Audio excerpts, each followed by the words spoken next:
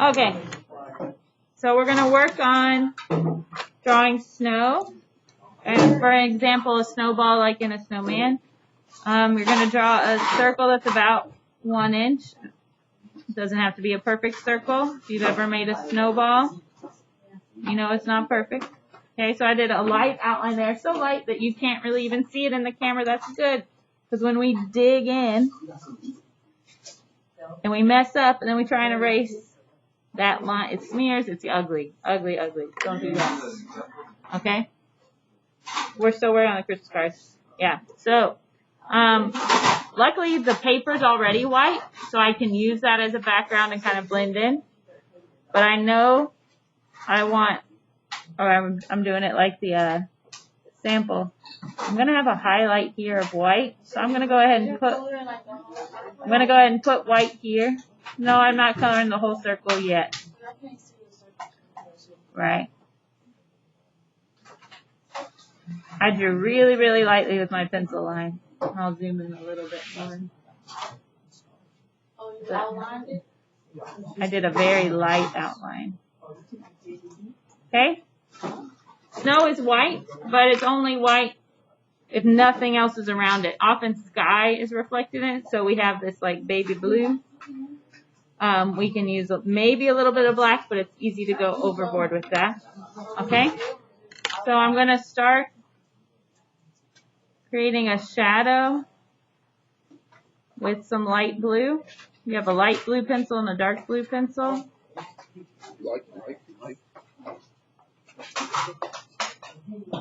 I'm starting with that. Very light touch.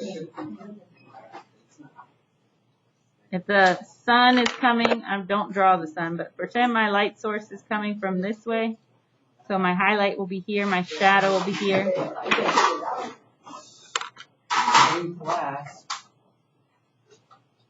I still have a very sharp pencil. I'm holding back on the pencil rather than right at the point. And I want it to still read as white and not blue. So you gotta be careful about how much blue you add. You can let the white of your paper show through a little bit.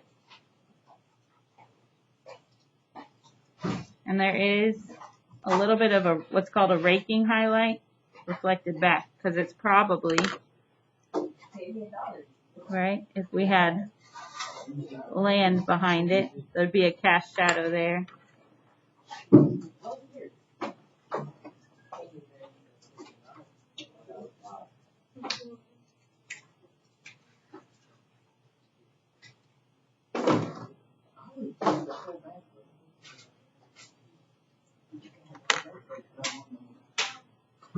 Snow really does reflect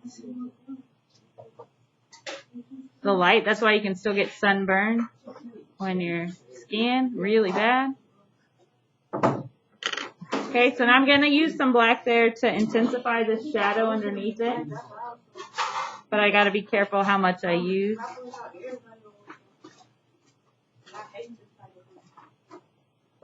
You could also use your darker blue.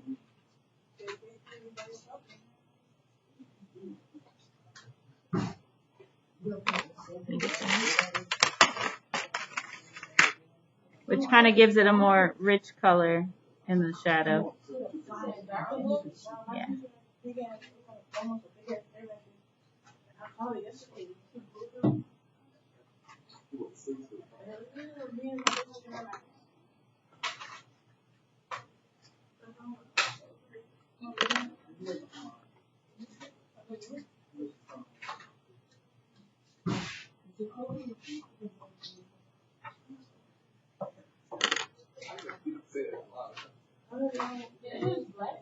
I used a tiny bit of black. It'll overwhelm it pretty hard if you use too much.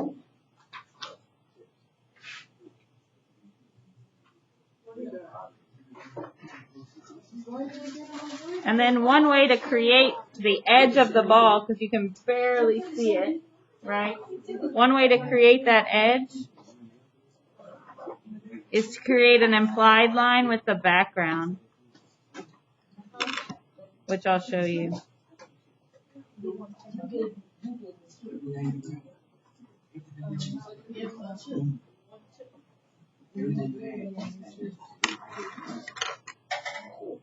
Again, I'm switching pencils a lot. All the good techniques that we've been practicing. So let's say the sky is blue and that's where I'm getting that blue color from. If that's my horizon line right here, I'm not going to create an outline of it. But where the two colors touch each other, create an implied line. So I can create an edge without having an outline by having a different color next to it. Right? If this were my background, if this were a snowball in front of a blue sky, and that's why blue's being reflected into the snow, because it's pure white, like that. And it kind of glows on this back end a little bit.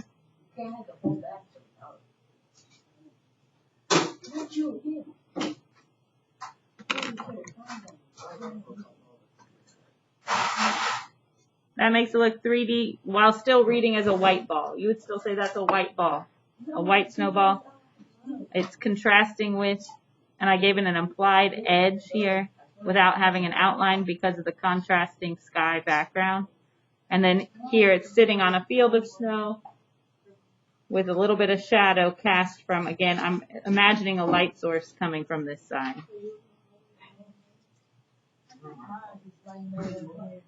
If you tried it and you're not happy with it, try it again. That's how we get better.